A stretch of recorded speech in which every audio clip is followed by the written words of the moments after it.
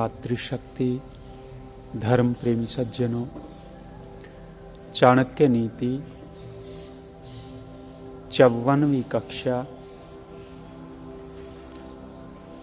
आचार्य चाणक्य कहते हैं, किससे क्या मर जाता है। कहा, निर्गुणस्य हतम रूपम, दुःशीलस्य हतम कुलम, असिद्धस्य हता विद्या, अभोगेन हतम धनम। चार बातें कही हैं। कहा कि गुणहीन मनुष्य की सुंदरता व्यर्थ है। गुणहीन मनुष्य का सुंदर रूप भी शोभायमान नहीं होता। रूप शोभायमान होता है तो गुणों से ही होता है, और यदि कोई व्यक्ति कितना भी सुंदर हो, गुणहीन है, तो उसका रूप सौंदर्य शोभायमान नहीं होगा। अभी जो फिल्मों का उद्योग चलता है, फिल्मी उद्योग में रिया चक्रवर्ती नाम की एक हीरोइन अभिनेत्री सुंदर तो है, दीपिका पादुकोण नाम की अभिनेत्री सुंदर तो है, अन्य भी बहुत सारी सुंदर सुंदर होंगी, लेकिन इनके काले कारनामे देखते हैं तो इनकी सुंदरता फिर किसी काम की नहीं रह जाती। पिछले दिनों एक मूवी आनी थी, पिक्चर आनी थी, जिसका नाम रखा था छपाक। छपाक उस मूवी में दीपिका पादुकोण अपना किरदार निभा रही थी, और वो मूवी जैसे आजकल के लड़के लड़कियों के ऊपर तेजाब फेंक देते हैं, उसी को लेकर के मूवी बना रखी थी। पिछले दिनों एक लड़की बहुत चर्चा में रही थी। मुसलमानों ने, किसी मुसलमान युवक ने उसके मुंह पर तेजाब फेंक दिया था और उसका पूरा चेहरा जल गया था। वो लड़की आज भी जीवित है। उसी के जीवन को आधारित करके वो पिक्चर बनाई गई। लेकिन किया क्या, उस पिक्चर के अंदर मुसलमान युवक नहीं दिखाया, हिंदू युवक दिखाया गया तेजाब डालने वाला। वास्तविक घटना थी, मुसलमान युवक ने तेजाब मुंह पर डाला, लेकिन पिक्चर में दिखाया गया हिंदू युवक। तो ये इस तरह का तोड़ मरोड़ करके करते हैं। अपनी पिक्चर की प्रसिद्धि करने के लिए दीपिका पादुकोण ने बहुत सारे मेहनत की होगी, और अपनी उसी पिक्चर की प्रसिद्धि करने के लिए पिछले दिनों जो जेएनयू दिल्ली में नास्तिक, वामपंथी, देशद्रोही लोग नारे लगा रहे थे, दीपिका पादुकोण उनके समर्थन में गई। अर्थात देशद्रोहियों का समर्थन करने के लिए मुंबई से दिल्ली पहुंच गई, अपनी उस छपाक मूवी की प्रसिद्धि के लिए। उसका परिणाम क्या हुआ, भले ही कितनी सुंदर है, लेकिन गुणहीन होने से, अवगुणी होने से उसका रूप किसी काम का नहीं। उनकी वो छपाक मूवी जो बहुत चलनी थी, ऐसी पिटी है देशद्रोहियों का समर्थन करने से, किसी ने वो उसकी छपाक मूवी को देखा नहीं। करोड़ों रुपए खर्च किए होंगे और सारे रुपए उसके गए नीचे।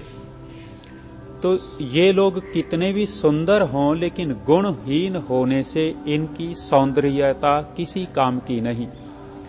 रिया चक्रवर्ती नाम की जो अभिनेत्री आजकल खूब सुर्खियों में रही है, समाचारों में बहुत उसके लिए रहा, तो उसके लिए आप देखेंगे कि वो ड्रग लेने वाली, नशा करने वाली, करवाने वाली, और जो अभिनेता उभर रहा था, एक कलाकार उभर रहा था, उसकी हत्या करवा दी गई। तो कितने गुणहीन होते हैं सुंदर होते हुए आचार्य चाणक्य कहते हैं निर्गुणस्य हतम रूपम। जो निर्गुणी होते हैं उनका रूप व्यर्थ होता है, उनकी सुंदरता किसी काम की नहीं होती। एक बूढ़े व्यक्ति जो महेश भट्ट है, उसके साथ रिया चक्रवर्ती के खूब फोटो आए हैं, खूब चर्चाओं में रही है। तो ऐसे गुणहीन लोगों की सुंदरता व्यर्थ हो जाती है। अगला कहा दुःशीलस्य हतम कुलम। और जो शील रहित है, सुशीलता रहित है, उसका कुल भी निंदित हो जाता है। चाहे कितने ऊंचे कुल का व्यक्ति हो, लेकिन शील स्वभाव नहीं है, उनमें शालीनता नहीं है, शिष्टाचार नहीं है, उनके बड़े बड़े कुल भी निंदा को प्राप्त होते हैं। कितने सारे ऐसे लोग होंगे गांवों में अपने आप को बड़े खानदान का मानते हैं। बड़े खानदान का मानने वाले यदि उनका व्यवहार ही ठीक नहीं है तो कोई नहीं उनके खानदान की इज्जत करने वाला, कोई सम्मान नहीं करने वाला। तो आचार्य चाणक्य कहना ये चाहते हैं कि शील स्वभाव से कुल की शोभा होती है, अन्यथा निंदा होती है। खानदान देखें तो बहुत सारे रजवाड़ों का खानदान ऊंचा ही रहा है। जयपुर का जो रजवाड़ा रहा, खानदान रहा, उसकी इतनी इज्जत नहीं है जितनी इज्जत मेवाड़ के खानदान की है। मेवाड़ का खानदान एक और है और राजस्थान के जयपुर का खानदान एक तरफ है। इन्होंने अपनी लड़की को ही मुसलमान को दे दिया, बादशाह को दे दिया, अकबर को दे दिया। और महाराणा प्रताप अकबर के सामने अपना सिर नहीं झुका रहा। चाहे कितनी भी विपत्तियां आई तो सम्मान होता है जिसके अंदर विशेषता होती है उसका, और कोई कितना भी बड़ा हो उसका सम्मान नहीं होता, वह कुल निंदा को प्राप्त होता है।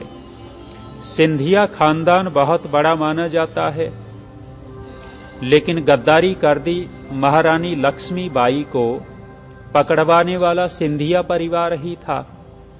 यदि सिंधिया परिवार गद्दारी नहीं करता तो 1857 में भारत देश स्वतंत्र हो सकता था। जो टीम बनी थी त्यात्या टोपे, महारानी लक्ष्मीबाई और बहुत सारे इस तरह के क्रांतिकारियों की बहुत बड़ी टीम बनी थी उस समय।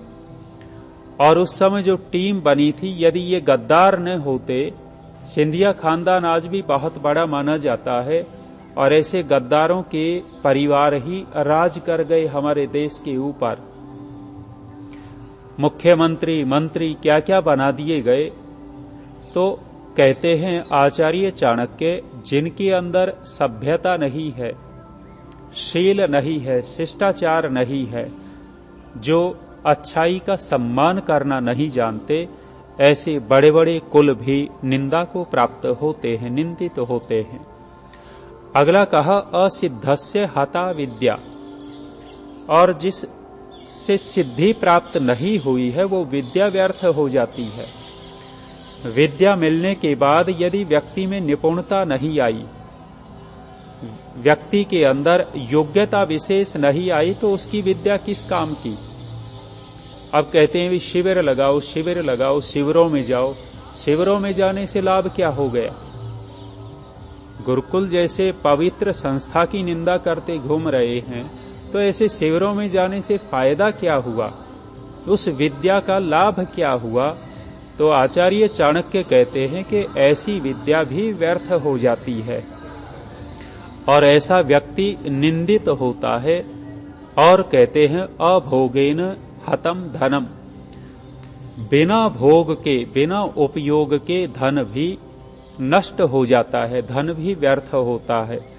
व्यक्ति कितना भी धन इकट्ठा कर लेवे लेकिन उपयोग ही नहीं कर रहा, भोग नहीं कर रहा, तो उसका धन व्यर्थ है।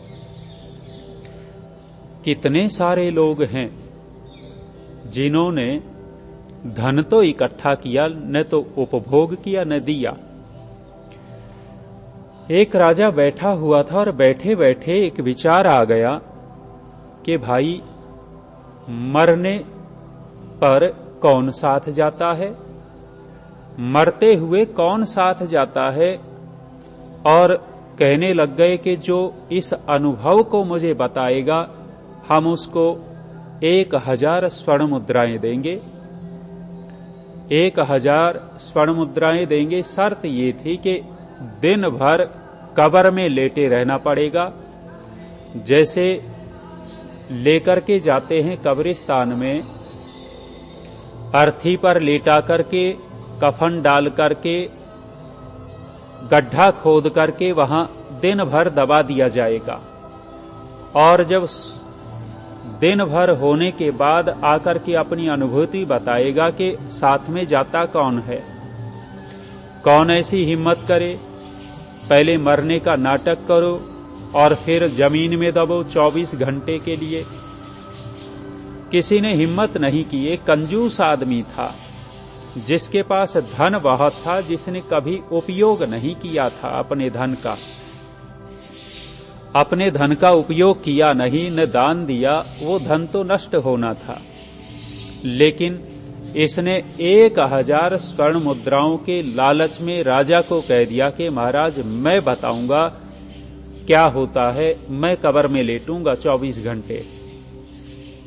अर्थी सजा दी गई, कफन डाल दिया इसके ऊपर, ये भी निश्चेष्ट पड़ा है।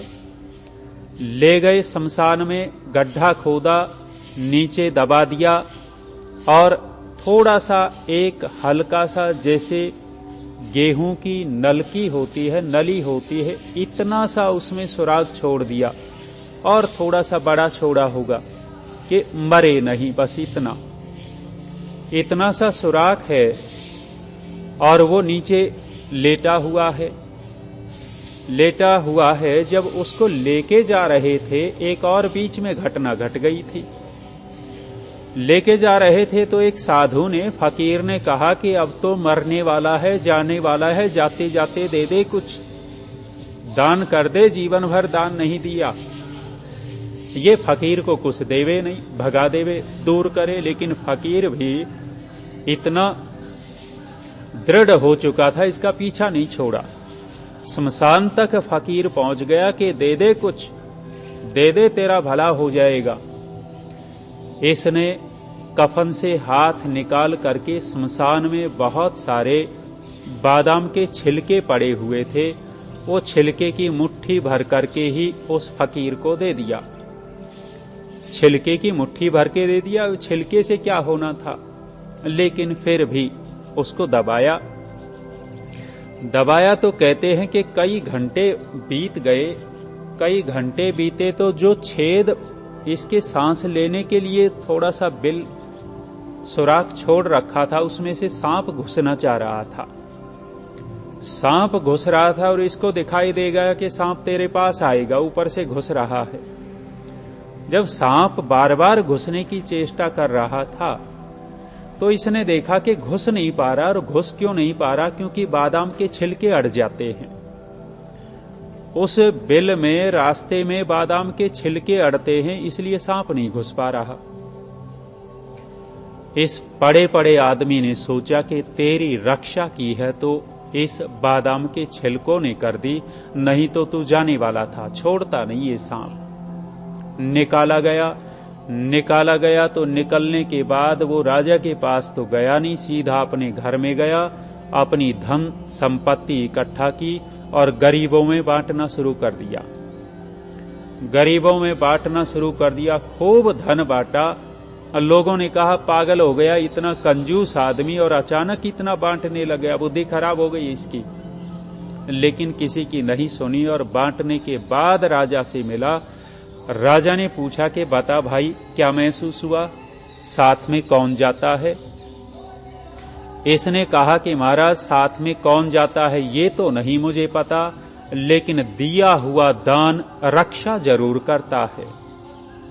आदमी यदि दान करता है अपने धन का तो वो रक्षा बहुत करता है, इस जन्म में भी और अगले जन्म में भी। वो छिलके ही दान दिए थे, वो तो संयोग रहा कि उस बिल में अटक गए होंगे, लेकिन इसने बैठा लिया कि मैंने छिलके दान में दिए तो छिलकों ने मेरी रक्षा कर दी, नहीं तो सांप खा जाता। अब मैं यदि वास्तव में दान देता तो मेरी कितनी रक्षा होती। राजा को कहा कि महाराज, दिया हुआ दान रक्षा करता है, और ये रक्षा करता है तो यही साथ में जाता है। जो लोग अपने धन का न तो दान करते हैं न उपभोग करते हैं, आचार्य चाणक्य कहते हैं कि उनका धन नष्ट हो जाता है, उनका धन भी व्यर्थ हो जाता है। और कहा, सुचिर भूमि गतम तोयम शुद्धा नारी पतिव्रता शुचि क्षेम करो राजा संतोषी ब्राह्मण शुचि। कहा है कि जमीन में गया हुआ पानी, जल पवित्र होता है। कितना भी खराब पानी हो, लेकिन यदि जमीन ने सोख लिया है, नीचे चला गया है, तो वह जल शुद्ध हो जाता है। क्यों? परमात्मा ने इतनी सारी परतें जमीन में लगा रखी हैं कि फिल्टर हो जाता, अपने आप साफ हो जाता है। जब वर्षा आती है, वर्षा का जल बहता है, तो बहुत सारा पानी जमीन के अंदर जाता है, और ये कुएं का, ट्यूबवेल का, बावड़ी का ये जो जल होता है, इसको पवित्र कहा गया है और इसी को पिया जाता है। यदि परमात्मा ने जमीन में इस तरह के फिल्टर नहीं लगा रखे होते और सीधा सीधा जल नीचे पहुंच जाता तो पीने लायक नहीं होता। आजकल जैसे बहुत सारे एक्वागार्ड लगा करके रखते हैं लोग पानी को शुद्ध करने के लिए, तो भूमि में गया हुआ जल शुद्ध। कहा, शुद्धा नारी पतिव्रता, और जो पतिव्रता स्त्री होती है उसको भी पवित्र माना गया है। वो पवित्र है और ऐसे पवित्र का सम्मान करे, अपमान नहीं करना चाहिए। पवित्र नारियां जब जब किसी को श्राप देती हैं, अर्थात किसी के सताने पर यदि उनकी हाय निकलती है, तो जिसके लिए हाय निकली उसको बहुत दुख भोगना पड़ेगा। और कहा, शुचि ही क्षेम करो राजा, और जो राजा प्रजा की भलाई में लगा हुआ है, देश की भलाई में लगा हुआ है, वो राजा भी पवित्र है। उस राजा का बहुत सम्मान करना चाहिए। और अंतिम कहा, संतोषी ब्राह्मण शुचि, और जो ब्राह्मण संतोषी है, जिसको हाय हाय नहीं लगी, जो दक्षिणा के चक्कर में नहीं भागा भागा घूम रहा, जिसको केवल धन के लिए नहीं, अभी जो कनागत गए, श्राद्ध पक्ष गया, कितने सारे ब्राह्मण एक दिन में 5 घरों में खाया होगा। भाई, भोजन तो एक ही बार किया जाता है, थोड़ा सा यहां खाया, फिर आगे खाया, फिर आगे खाया। क्यों? दक्षिणा के चक्कर में, धन के लालच में। तो आचार्य चाणक्य कहते हैं कि ब्राह्मण वह पवित्र है जो संतोषी होता है। आज इतना ही। ओम।